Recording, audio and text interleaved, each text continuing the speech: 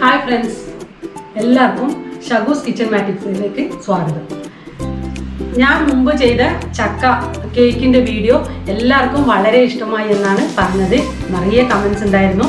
കൂടാതെ പലരും പേഴ്സണലി മെയിലും ഇമെയിലും കൂടെ അയച്ചിട്ടുണ്ടായിരുന്നു എനിക്ക്. അതുകൊണ്ട് തന്നെ എനിക്ക് വളരെ സന്തോഷമായി. വീണ്ടും ചക്ക കൊണ്ട് ഒരു ഹൽവയാണ് ഈ പ്രാവശ്യം ഞാൻ അപ്ലോഡ് ചെയ്യുന്നത്. അതായത് വളരെ കുറച്ച് സാധനം. സാധാരണ ഞാൻ കുറേ പേര് ചെയ്തത് കണ്ടത് ഒക്കെ പിന്നെ തേങ്ങാപ്പാലും അല്ലെങ്കിൽ സാധാരണ പാലൊക്കെ ഉപയോഗിച്ചിട്ടാണ്. ഇവിടെ ഞാൻ അതൊന്നും ഉപയോഗിക്കുന്നില്ല. വെറും ചക്ക, അതായത് വരിക്കച്ചക്കയാണ് യൂസ് ചെയ്തത്. പഴുത്ത വരിക്കച്ചക്കയും കുറച്ച് മൈദ, ഒരു കപ്പ് മൈദയും പിന്നെ ആസ് യൂഷ്വൽ നമുക്ക് പിന്നെ ശർക്കരയും നെയ്യും അത് ഇല്ലാതെ ഹൽവ ഇല്ലല്ലോ. അത് കാരണം പകുതി നെയ്യും പകുതി പിന്നെ ഓയിൽ, അതായത് കോക്കനട്ട് ഓയിലാണ് ഞാനിവിടെ ഉപയോഗിച്ചത്.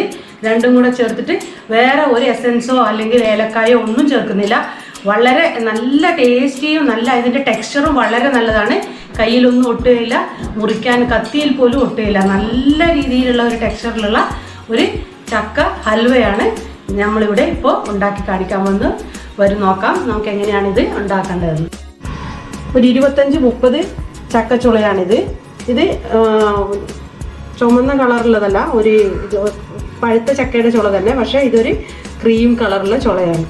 മധുരം സാമാന്യം മധുരമുണ്ട്, നല്ല മധുരമുള്ളതല്ല. പിന്നെ ഒരു 200 ഗ്രാം മൈദ എടുത്തിട്ടുണ്ട്. അതിൻ്റെ ഒരു 2 ഇരട്ടി വെള്ളവും ചേർത്ത് ഇവിടെ കലക്കി വെച്ചതാണിത്. ഞാനിവിടെ തേങ്ങാപ്പാൽ ചേർക്കുന്നില്ല, മൈദ ചേർത്തിട്ട് സാധാരണ നമ്മൾ കടയിൽ നിന്ന് കോഴിക്കോട് നിന്ന് ഞങ്ങൾ നാട്ടിൽ നിന്ന് വരുമ്പോൾ വാങ്ങിക്കുന്ന ആ ഒരു ഹലുവയുടെ ടെക്സ്ചറിലാണ് ഇത് ഉണ്ടാക്കുന്നത്. വളരെ സോഫ്റ്റ് ആയിട്ടുള്ളത്, കുറച്ച് കട്ടിയുള്ളത്. പിന്നെ ഒരു 1/2 കിലോ ശർക്കര, അതായത് വെല്ലം ഉരുക്കി വെച്ചതാണിത്. ഇത് ഞാൻ ഉരുക്കി അരിച്ച് വെച്ചിട്ടുണ്ട്. പിന്നെ കുറച്ച് അണ്ടിപ്പരിപ്പ്, പിന്നെ കുറച്ച് നെയ്യ്, പിന്നെ വേണമെങ്കിൽ കുറച്ച് എണ്ണയും കൂടെ ചേർത്തിട്ടാണ് ഞാനിത് ഉണ്ടാക്കുന്നത്. ആദ്യം തന്നെ ചക്ക അരച്ച് പേസ്റ്റ് രൂപത്തിലെടുക്കാം.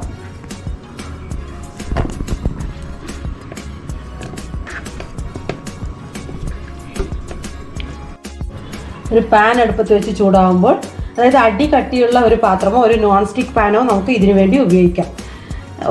പാൻ ചൂടാകുമ്പോൾ നേരിട്ട് ഞാൻ അരച്ച പേസ്റ്റ്, ചക്ക പേസ്റ്റ് ഇതിലേക്ക് ചേർത്ത് കൊടുത്തിട്ടുണ്ട്. ഇതൊന്ന് തിളക്കട്ടെ.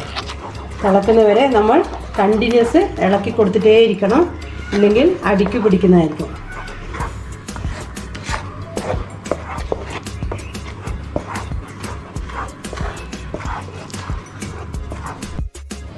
ഇത് അടുപ്പത്ത് വെച്ച ഉടനെ തന്നെ ഞാൻ 1 സ്പൂണ് നെയ്യും 1 സ്പൂണ് എണ്ണയും, സൺഫ്ലവർ ഓയിലാണ് യൂസ് ചെയ്തത്, അതും കൂടെ ചേർത്ത് കൊടുത്തിരുന്നു.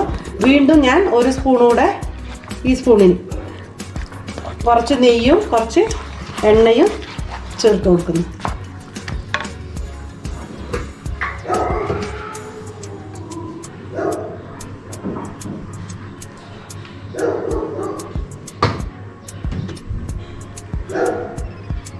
ഇപ്പോൾ 2 സ്പൂൺ വീതം ചേർത്ത് കൊടുത്തിട്ടുണ്ട്.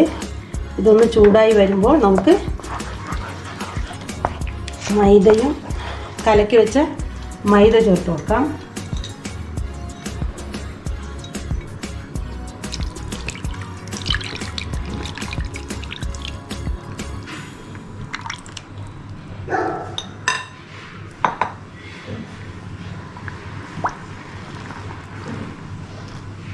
പതിയെ നമ്മൾ ഇളക്കിക്കൊണ്ടേയിരിക്കണം.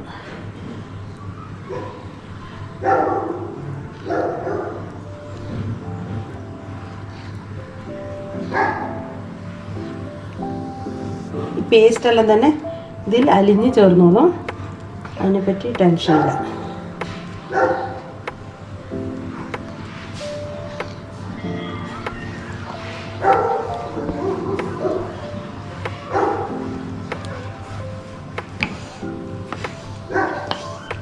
വേണമെങ്കിൽ ഒരു വിസ്ക് വെച്ചിട്ട് ഇളക്കി ഒഴിക്കും.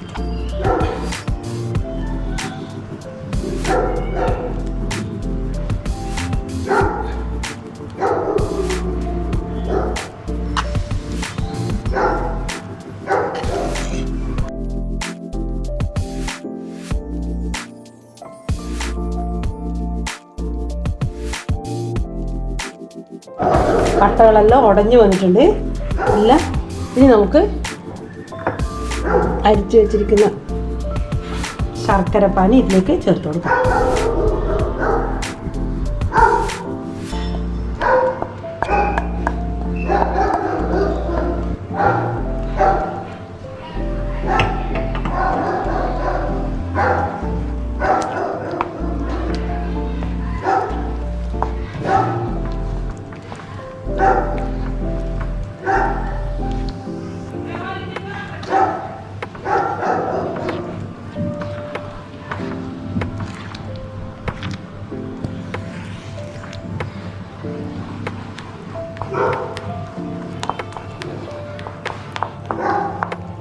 നല്ല നന്നായി തിളച്ച് കുറുകി ഇതിനകത്ത് നിന്ന് വിട്ട് വരണം. അത്രയും നേരം നമ്മളിത് വേവിക്കേണ്ടതുണ്ട്.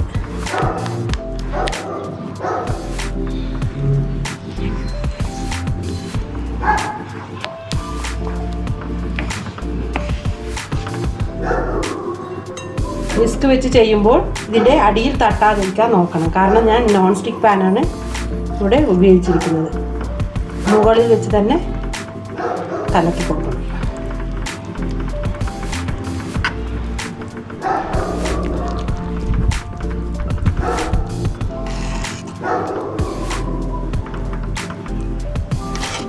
ഈ സമയത്ത് നമുക്ക് വേണമെങ്കിൽ ഇതിൻ്റെ സ്വീറ്റ്നെസ്, അതായത് മധുരം നോക്കിയിട്ട് വേണമെങ്കിൽ കുറച്ചുകൂടെ ശർക്കര ഇതിലേക്ക് അലിയിച്ച് ചേർക്കാം. ഇതിൻ്റെ സ്വീറ്റ് ബാലൻസ് ചെയ്യാൻ വേണ്ടി നമുക്ക് ഒരു പിഞ്ച് ഉപ്പ് ചേർത്ത് കൊടുക്കാം. വളരെ കുറച്ച് മതി, ഒരു നുള്ളുപ്പ്.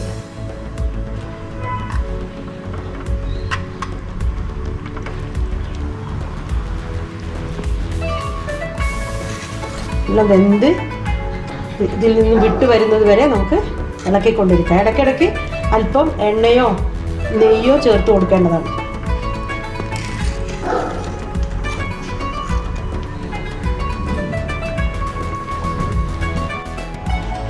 നമ്മളിത് അടുപ്പത്ത് വെച്ചിട്ട് ഏകദേശം ഒരു 20-25 മിനിറ്റ് ആയിട്ടുണ്ട്. ഈ പരുവത്തിൽ ഇനിയും ആയിട്ടുള്ളൂ. അതിൻ്റെ ഇടയിൽ മൊത്തത്തിൽ ഞാൻ ഒരു 3 സ്പൂണോളം നെയ്യും ഒരു 4 സ്പൂണോളം സൺഫ്ലവർ ഓയിലും ഇതിൽ ചേർത്ത് കൊടുത്തിട്ടുണ്ട്. ഇനിയും കുറച്ചുകൂടെ ചേർക്കേണ്ടി വരുമെന്നാണ് തോന്നുന്നത്. ഇനി ഇതിൻ്റെ പാകമായിട്ടില്ല. ഇപ്പോൾ 25 മിനിറ്റ് കഴിഞ്ഞപ്പോഴുള്ള ആ ഒരു ടെക്സ്ചറാണ് ഞാൻ നിങ്ങളെ കാണിച്ചു തരുന്നത്. ഇനി ഒരു 10-20 മിനിറ്റ് കൂടെ നമുക്കിത് വേവിക്കേണ്ടതുണ്ട്. കൈ നിർത്താതെ ഇളക്കിക്കൊണ്ടേയിരിക്കണം. ഇത് അടിക്ക് പിടിച്ചു പോകാനുള്ള സാധ്യതയുണ്ട്.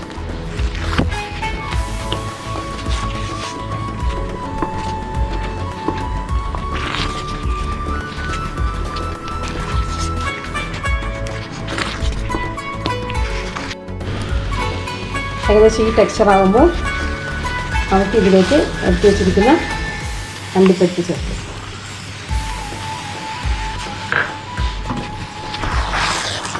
ഇത് പാത്രത്തിൽ നിന്നും എല്ലാ സൈഡിൽ നിന്നും ഇങ്ങനെ വിട്ട് വരും. കൂടാതെ ഇതിൻ്റെ സൈഡിൽ നിന്നും എണ്ണ പിരിഞ്ഞു വരുന്നതായിരിക്കും. അതാണ് ഇതിൻ്റെ പാകം. കുറച്ച് ഒരു 5 മിനിറ്റ് നേരം കൂടെ ഇത് വേവേണ്ടതായിട്ടുണ്ട്.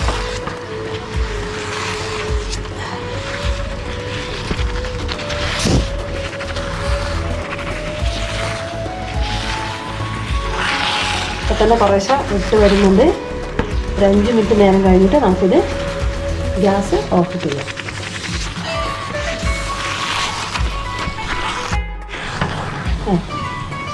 സൈഡിൽ നിന്നും എണ്ണ ഇറങ്ങി തുടങ്ങി. ഇനി നമുക്കിത് ഗ്യാസ് ഓഫ് ചെയ്ത് ഇത് വേറൊരു പ്ലേറ്റിലേക്ക് മാറ്റി.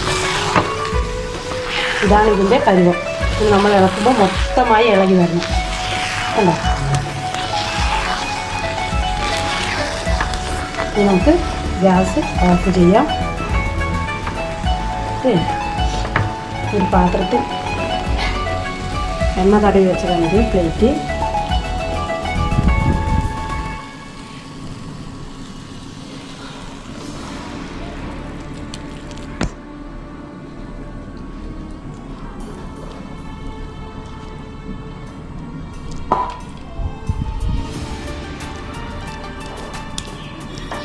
നന്നായി തണുത്ത് വരുന്നവരെ നമുക്കിവിടെ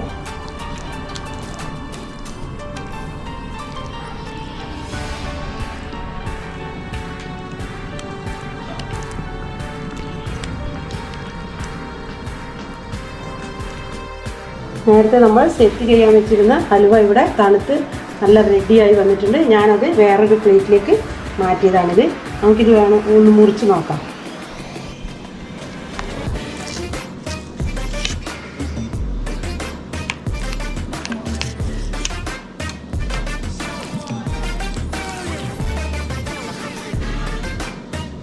വളരെ നന്നായി വന്നിട്ടുണ്ട്. ടേസ്റ്റും അതുപോലെ തന്നെ ഇതിൻ്റെ ടേസ്റ്റും വളരെ നല്ലതാണ്. വളരെ ഈസിയാണ് ഉണ്ടാക്കാൻ. അതായത് കൂടുതലായിട്ടുള്ള സാധനങ്ങളൊന്നും വേണ്ട. മൈദയാണ് ഉപയോഗിക്കുന്നത്. തേങ്ങ പിഴുകുകയും ചിരകുകയും അതിൻ്റെ പാലെടുക്കുകയും അതിൻ്റെ ഒന്നും ആവശ്യമില്ല. 1 കപ്പ് മൈദയും ഒരു 10-30 ചക്കച്ചുളയും ഒരു 1/2 കിലോ ശർക്കരയും വേണമെങ്കിൽ കുറച്ച് പഞ്ചസാര പിന്നീട് നമുക്ക് വേണമെങ്കിൽ മധുരം കുറവ് തോന്നിയാൽ കുറച്ച് ചേർക്കാം. ഞാനിതിൽ കുറച്ച് ചേർത്തിട്ടുണ്ട്. പിന്നെ ഏലക്കപ്പൊടി ഉപയോഗിച്ചിട്ടില്ല. കാരണം ചക്കയുടെ ഫ്ലേവർ തന്നെ വേണമെന്ന് വിചാരിച്ചിട്ട് ഏലക്കപ്പൊടിയും ചേർത്തിട്ടില്ല. വെറും പ്യുവർ ചക്കയുടെ ഹലുവയാണിത്. നിങ്ങളും നിങ്ങളുടെ വീട്ടിലിത് ഉണ്ടാക്കി നോക്കുക. വളരെ ഈസിയാണ്. കുക്കിംഗ് ടൈം മാത്രം ഏകദേശം ഒരു 45 മിനിറ്റ്സ് എടുത്തു. അതാണ് കുറച്ച് പ്രയാസമുള്ള കാര്യം. ബാക്കിയെല്ലാം തന്നെ വളരെ ഈസിയാണ്. എല്ലാവരും ട്രൈ ചെയ്ത് നോക്കുക. നിങ്ങളുടെ വീട്ടിലെല്ലാവർക്കും ഇത് ഇഷ്ടപ്പെടും. എൻ്റെ വീഡിയോ ഇഷ്ടപ്പെട്ടാൽ ഷെയർ ചെയ്യുക, കമൻറ്റ് ചെയ്യുക, സബ്സ്ക്രൈബ് ചെയ്യുക.